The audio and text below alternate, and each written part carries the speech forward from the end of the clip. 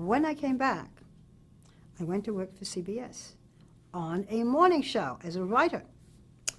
And it was called Good Morning with Will Rogers, Jr., the son of the famed Will Rogers, the raconteur.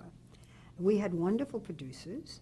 One of the writers on it, a man who wrote for Will Rogers, became very famous, is still very famous on 60 Minutes. His name is Andy Rooney. We go all that way back. And I was a writer on that show. I wrote for Will Rogers Jr. And also one day we did a fashion show. Again, all of these shows were live, and the model didn't show up, one of the models.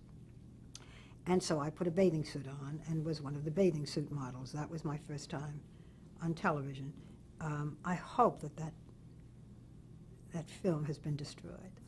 Then I got another job. That show eventually went off the air. And it's interesting because Walter Cronkite, I think, was on it then. Right, and Dick Van Dyke. And Dick Van Dyke. And even then it went off the air. Will Rogers Jr. was not Will Rogers.